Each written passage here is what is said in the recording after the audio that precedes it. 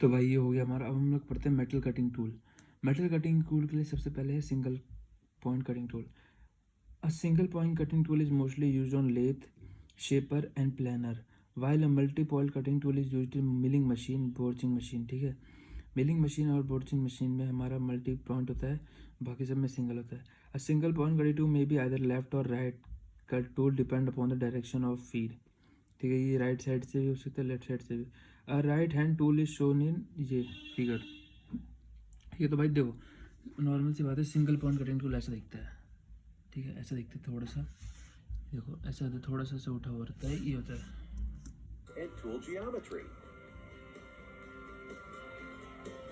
ठीक है, अब हम इसके टर्मिनोलॉजीज पढ़ेंगे। तो सबसे पहले शैंक है। शैंक है, ये क्या कहते हैं, it is the main body of tool. ठीक है, तो देख ले सिंगल पॉइंट कटिंग ऐसा होता है, ये आगे से बिल्कुल ऐसे नहीं होता, थोड़ा सा ऐसे टेढ़ा सा होता है। अब इसको पढ़ते हैं उसकी। ठीक है, Moves material using a single cutting edge during a single stroke of movement is called the single point cutting tool. In this video, we will अब देखो इसमें दो एज कटिंग एज होते हैं, एक नीचे जो आगे आ रहा है और एक साइड में, क्योंकि दो तरीके से काट रहा है ना, किधर से काट रहा है, साइड से काट रहा है, तो दो कटिंग एज होते हैं। ठीक है, understand the terminology for a single point cutting tool.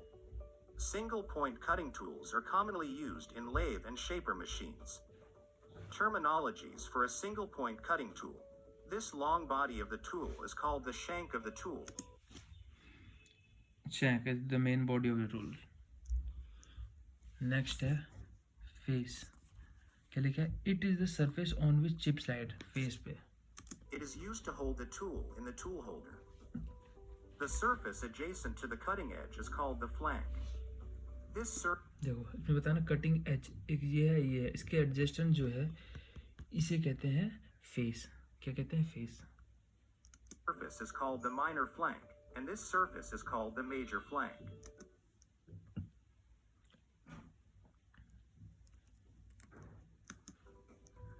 The surface adjacent to the cutting edge is called the flank. This surface is called the minor flank, and this surface is called the major flank. The surface over which the chip flows during the cutting process is called the face of the tool. The surface on which chips flow. देखो ये cut रहा है तो ये इस पे जा रहा है, इसे कहते हैं फेस। इसके साइड वाले होते हैं, क्या होते हैं, ये होते हैं फ्लैंक। ठीक है, कटिंग एज के नीचे जो रहते हैं वो कहते हैं फ्लैंक, इसे कहते हैं माइनर फ्लैंक। सामने वाले को इसे कहते हैं major flank. It is a surface below and adjacent to cutting edge. ठीक है, एडजेसेंट मतलब साइड में। ठीक है, अब आता है heal. Cutting edges. These edges remove material from the workpiece. This edge of the tool is called the side cutting edge, and this edge is called the end cutting edge. अब इसमें भी दो चीज़ है, जो साइड कटिंग एज है वो क्या side से काटेगा, एंड कटिंग एज है जो सीधा काटेगा। The point where the side cutting edge and the end cutting edge intersect is called the nose of the tool. ठीक है, नोज पता चलेगा क्या है, नोज क्या है, जब दो एज कटिंग एज आपस में इंटरसेक्ट होती है तो इसे कहते हैं knows. The radius of this curvature is called the nose radius. Nose radius helps in increasing the life of the tool, and it also provides a good surface finish. जो कह रहा है ये अच्छा, ये क्यों है, क्योंकि यार काटता है तो नुकीला रहेगा तो खराब रहेगा, तो थोड़ा सा टिल्ट कर देते तो अच्छा फिनिश आता है। ठीक है, नोज क्या है, it is the intersection of side cutting edge and the end cutting edge. ठीक है, साइड कटिंग एज ये वाला है और एंड कटिंग एज ये होता है, इसका इंटरसेक्शन आता है नोज, ये हमने पढ़ लिया। ठीक है, कटिंग एज भी हमने पढ़ लिया। It is the edge on the face of the tool which remove material from the face. जो फेस था जिस पे स्लाइड करता था उसके एंड साइड में था ना ये एज थे, तो okay now way The curved portion at the bottom of the tool, where the intersection of the flank and base of the tool takes place, is called the heel.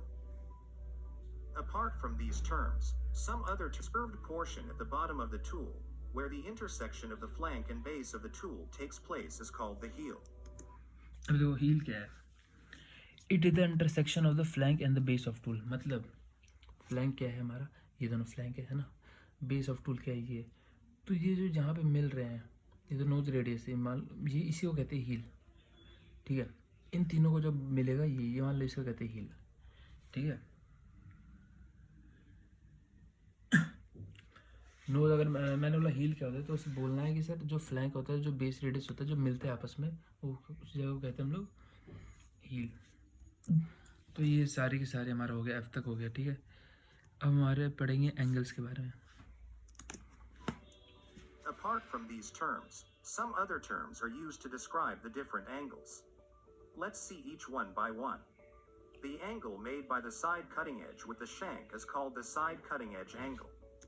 ठीक है, side cutting edge angle कौन सा हो गया, जो कि side cutting edge और जो शैंक का जो वो होता है पैरेलल, इसके बीच में जो एंगल बनता है ये, ठीक है, side cutting edge angle. Which is this angle?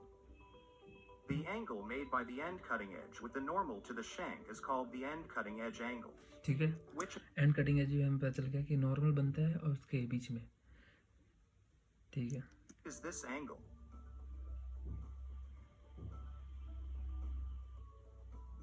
The angle immediately below the nose of the tool and the line perpendicular to the base of the tool is called the end relief angle. ठीक है, अब पता चल गया जो knows, अगर हमने ऐसे मशीन को ऐसे किया, फिर जो नोज से जो नीचे का वो बनेगा वो होता है and relief angle. The purpose of this angle is to avoid any drag of the tool on the job, and also to prevent rubbing of the tool on the surface which is already cut. The angle between The purpose of this angle is to avoid any drag of the tool on the job, and also to prevent rubbing of the tool on the surface which is all. ऐसा क्यों है, क्योंकि यार देखो अगर ये कटेगा यहाँ से तो फिर पीछे पीछे अगर ये भी रहेगा तो रबिंग होता रहेगा, तो इसलिए थोड़ा सा टिल्ट कर दिया है, ये रीजन है and relief angle. Already cut. The angle between the face of the tool and the ground end of the flank is called the lip angle of the tool. ठीक है, लिप एंगल कैसे कहते हैं, face sorry flank, जो जब flank क्या था हमारा, देखो फ्लैंक क्या था हमारा, हाँ जो फेस के साइड में थे, है ना, तो फ्लैंक ये फेस है ना, तो फ्लैंक और इसके बीच में जो एंगल इसे कहते हैं लिप एंगल, ठीक है, फ्लैंक और फेस के बीच में जो साइड इसे कहते हैं lip angle. Usually, this angle is between 60 degrees to 80 degrees. The angle made by the tool face with the line parallel to the base of the tool when we measure the angle through the plane perpendicular to the side cutting edge is called the back rake angle.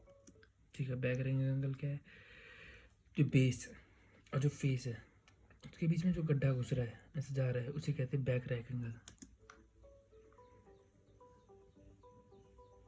The angle made by the face of the tool with the line parallel to the base of the tool, measured in a plane that is perpendicular to the base of the tool and the side cutting edge of the tool is called the side rake angle.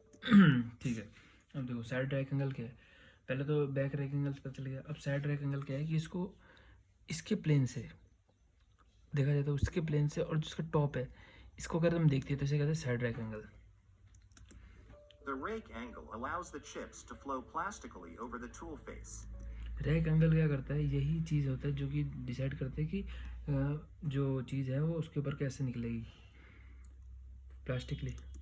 The rake angle of the tool is very important because it is the only angle on which the strength of the tool depends. जो वही angle है इस पे strength depend करता है, ठीक है, rack angle पे।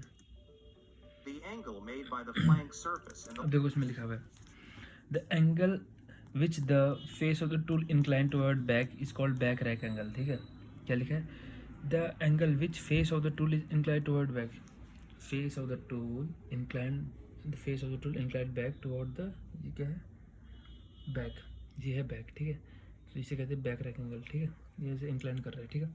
और दूसरा कह रहा है the angle by which face of tool incline toward side. अब देखो इंक्लाइन टुवर्ड साइड जा रहा है ना, तो ये कह रहे हैं साइड रैक एंगल, ये बैक से, ओके। ठीक है, कहता है the angle made by, lip angle हमने पढ़ लिया,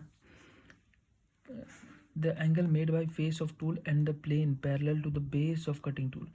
ठीक है, एक तो प्लेन और parallel to the base, the strength depend on this. ठीक है, the rake angle required to machine brass by high speed tool is 0 degree. चलो ये देखो, The line perpendicular to the base of the tool is called the side relief angle. I hope you have understood the terminology used for single point cutting tool. If you want to learn more from my channel, click on this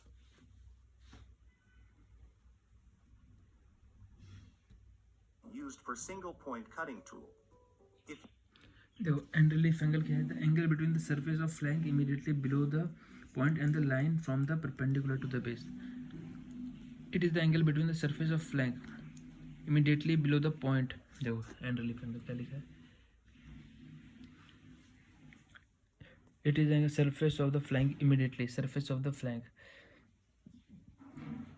surface of the flank, ठीक है, below the point, इसके नीचे। चलो देख लेना ये, बस इतना मेन चीज़ है, ये सबको बाकी याद कर सकते हो। That's all.